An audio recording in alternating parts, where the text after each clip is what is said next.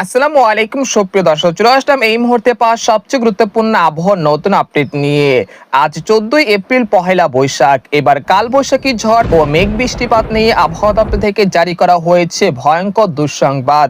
আগামী 24 ঘন্টার মধ্যেই আবহাওয়ার বিরাট পরিবর্তন, আসতে চলেছে ভয়ঙ্কর কালবৈশাখী ঝড়।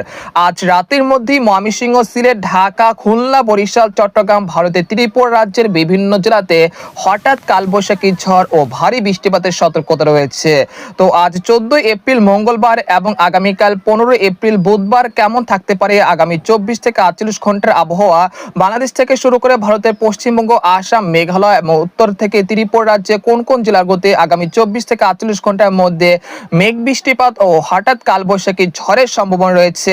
এছাড়া কোন কোন জেলাগুলোতে সক্রিয় থাকতে পারে তাপপ্রবাহ এবং আগামী 10 দিনের মধ্যে বঙ্গোপসাগরে কোনো ঘূর্ণিঝড়ের সম্ভাবনা রয়েছে কিনা। তো এই বিষয়ে আরো বিস্তারিত জানতে হলে ভিডিওটি সম্পূর্ণ দেখতে থাকুন। আর আপনি কোন জেলা থেকে গুরুত্বপূর্ণ আমাদের আবহাওয়ার খবরটি দেখছেন অবশ্যই কমেন্ট করে জানিয়ে দিবেন। আর সবার আগে সর্বপ্রথম সঠিক আবহাওয়ার খবর জানতে আমাদের চ্যানেলটিকে সাবস্ক্রাইব করে রাখুন। এবার জেনে নেওয়া যাক এক নজরে বন্ধুদের পর আমরা সরাসরি ইউরোপিয়ান মেঘমালার আপডেট চলে আসলাম। তো এখান থেকে আপনারা দেখতে পাচ্ছেন যে প্রশান্ত মহাসাগরে একটি সুপার টাইফুন তৈরি হয়ে গেছে এবং যার নাম হয়েছে সিনলাকো, এবং সেটা আগামী 72 ঘন্টার মধ্যে ডেডওয়ে এই দ্বীপপুঞ্জে আঘাত হানতে পারে, যার বাতাসের সর্বোচ্চ গতি রয়েছে এই মুহূর্তে ঘন্টায় 250 কিলোমিটার। অর্থাৎ এটা আঘাত হানলে সেই অঞ্চলগুলোতে লন্ডভন্ড বা তাণ্ডব চালিয়ে দেবে।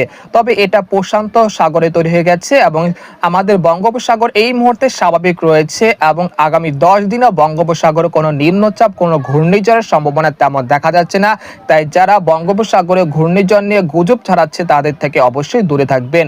তো আপনারা দেখতে পাচ্ছেন যে আজ পহেলা বৈশাখ, দেখা যাচ্ছে যে দেশের অধিকাংশ জেলার আকাশ আংশিক মেঘলা থেকে পরিষ্কার রয়েছে। আপনারা দেখতে পাচ্ছেন যে গতকাল রাত থেকে ময়মনসিংহ, সিলেট বিভাগে বিভিন্ন জেলাতে বৃষ্টি এবং বজ্রসহ কালবৈশাখী ঝড় হয়েছে এবং কোথাও কোথাও শিলা বৃষ্টিপাতের খবর পাওয়া গেছে। তবে আজ বিকেল বা রাতের মধ্যে ঢাকা, ফরিদপুর, মাদারীপুর, বরিশাল, পিরোজপুর, মাঠবাড়িয়া, লালমোহন, খেপুপাড়া, পটুয়াখালী, মতিরহাট, ফরিদগঞ্জ, কুমিল্লা, ব্রাহ্মণবাড়িয়া, রায়পুর, হাজীগঞ্জ এই অঞ্চলের দুই একটি জেলাতে হঠাৎ উত্তর পশ্চিম দিক থেকে কালো মেঘের সঞ্চারণ হয়ে বিক্ষিপ্ত আকারে বৃষ্টি বা বজ্রসহ কালবৈশাখী ঝড়ের সম্ভাবনা রয়েছে। তাই অবশ্যই আপনারা পূর্ব প্রস্তুতি নিয়ে রাখবেন। উত্তর পশ্চিম আকাশে কালো মেঘের ঘনঘটা দেখলে অবশ্যই বুঝতে পারবেন আপনাদের এলাকায় কালবৈশাখী ঝড়ের সম্ভাবনা রয়েছে। এছাড়া আজ রাতের মধ্যে ময়মনসিংহ, মাধান, কিশোরগঞ্জ, কাপাসিয়া, নাগারপুর, নরসিংদী, রাজধানী ঢাকা, সরিষাবাড়ি, তাছাড়া রয়েছে মৌলভীবাজার, সিলেট, জৈন্তাপুর, কানাইঘাট, সুনামগঞ্জ, নেত্রকোনা এর আশেপাশে জেলাগুলোতে বৃষ্টি এবং বজ্রসহ কালবৈশাখী ঝড়ের সম্ভাবনা রয়েছে। তাই আপনারা পূর্ব প্রস্তুতি নিয়ে রাখুন যারা এসব জেলা থেকে আমাদের এই মুহূর্তে খবরটি দেখছেন। তাছাড়া রাজশাহী এবং খুলনা, ঢাকা বিভাগের উপর দিয়ে মৃদু থেকে মাঝারি ধরনের তাপপ্রবাহ বয়ে যাচ্ছে। গতকাল রাজশাহীতে তাপমাত্রা রেকর্ড করা হয়েছে প্রায় 39 ডিগ্রি সেলসিয়াসের কাছাকাছি।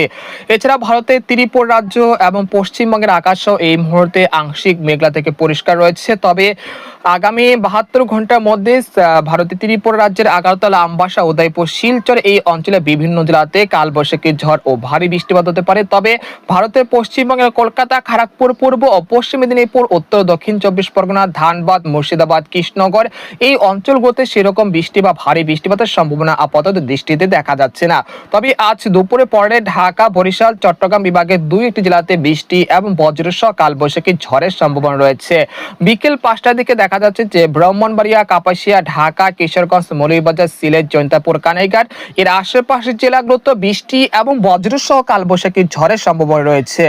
রাত 8টা থেকে রাত 9টা বা রাত 11টার দিকে দেখা যাচ্ছে যে সিলেট বিভাগের প্রতিটি জেলাতে বৃষ্টি এবং বজ্রসহ ভারী বৃষ্টিপাতের সম্ভাবনা রয়েছে।